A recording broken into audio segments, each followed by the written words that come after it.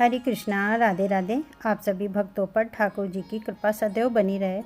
जिन घरों में ठाकुर जी होते हैं वहाँ मंगला आरती ज़रूर होती है, लेकिन आपको पता है कि बांके बिहारी का मंदिर है जहाँ पर मंगला आरती नहीं होती है। वो भगवान श्री कृष्ण का मंदिर है जो कि वृंदावन में है। एक बार की बात है कि एक आदमी बांके बिहारी के मंदिर के बाहर की साफ़ सफाई करता था, रातों दिन वहीं पर रहता था, काम करता था, वहीं पर भोजन भी करता था और वहीं मंदिर के बाहर वो सो भी जाता था।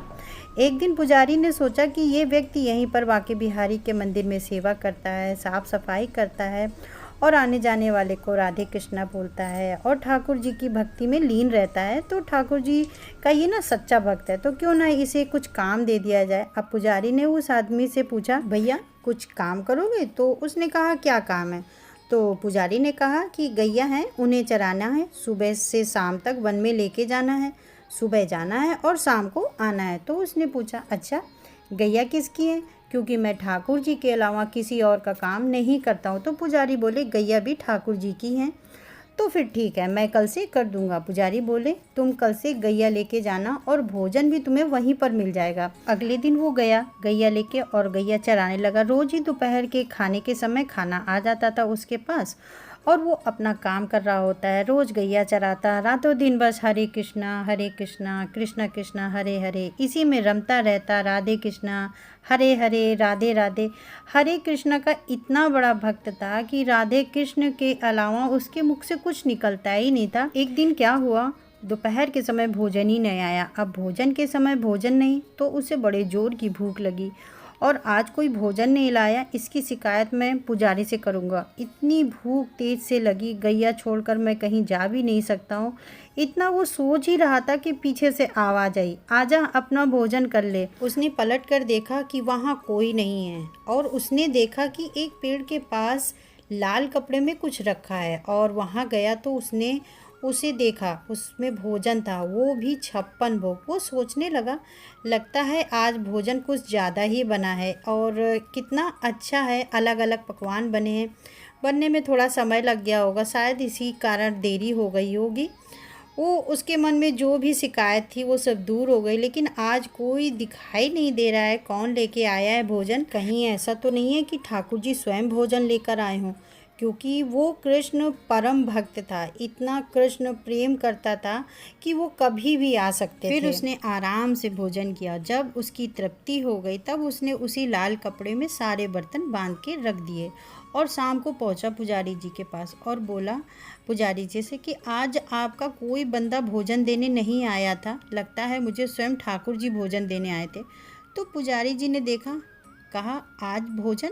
पुजारी जी को लगा आज तो भोजन बना ही नहीं था, क्योंकि आज तो एकादशी है, आज तो सब व्रत है। पुजारी जी ने देखा कि उसके हाथों में लाल कपड़ा, मखमली कपड़े में जो बर्तन है वो तो बर्तन जिसमें रोज़ ठाकुर जी को भोजन लगता है, जिसमें खुद ठाकुर जी रोज़ भोजन करते हैं। तो पुजारी जी ने पूछा, तो तुम्हें आज कोई भोजन देने नहीं आया था?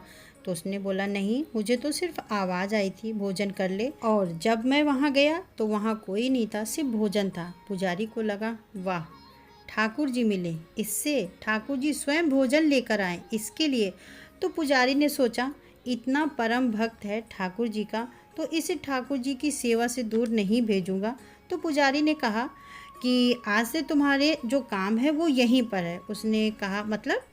पुजारी ने कहा, मतलब रात में तुम चौकीदारी करोगे और मंदिर का ध्यान रखोगे। कोई भी मंदिर के अंदर नहीं जाएगा, कोई भी मंदिर के बाहर नहीं जाएगा। द्वार बंद होने के बाद में तुम्हारी ये ड्यूटी शुरू होगी और पूरी रात तुम पहरा दोगे। तो उसने कहा, ठीक है। तो उस रात से वो मंदिर की चौकीदारी कर रहा था और आधी रात में स्वयं भगवान बांके बिहारी मंदिर के बाहर आए और बांके बिहारी बोले, मुझे जाने दो।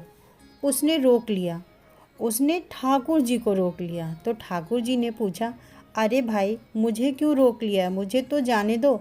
बोला, नहीं, मुझे पुजारी ने बोला है कि यहाँ से कोई कहीं नहीं जाएगा, तो मैं तो अपनी चौकीदारी पे हूँ।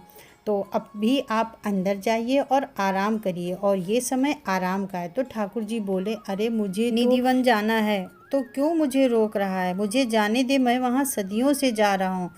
बोला, नहीं, आप नहीं जा सकते हो, आप अंदर जाइए। अब ठाकुर जी ने सोचा, मेरा जो ये भक्त है ना बहुत जिद्दी है, क्योंकि अब ठाकुर जी तो बड़े चालाक हैं, आप सभी जानते हैं ठाकुर जी ना कितने मनमोहक हैं।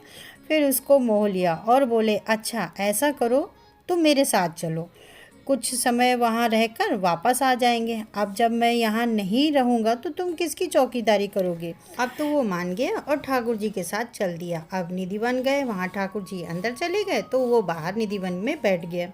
सुबह होने वाली थी, उसे चिंता होने लगी कि ठाकुर जी अभी मंदिर में नहीं गए तो पुजारी जी आने वाले हैं और मंगला आरती का समय भी हो रहा है। तो वो तुरंत आवाज़ें न लगाने लगा। ठाकुर जी तुरंत आए और बोले, इतनी आवाज़ें क्यों दे रहा है, समय हुआ है, चलते हैं। अब ठाकुर जी इसके साथ वापस मंदिर आ गए। अब ठाकुर जी मंदिर के अंदर चले गए और ये बाहर पहरा देने लगा। कुछ ही देर बाद पुजारी जी कुछ लोगों के साथ वहाँ आ गए। मंगला आरती का समय, पुजारी जी अंदर जाने लगे तो अब उसने पुजारी जी को रोक दिया।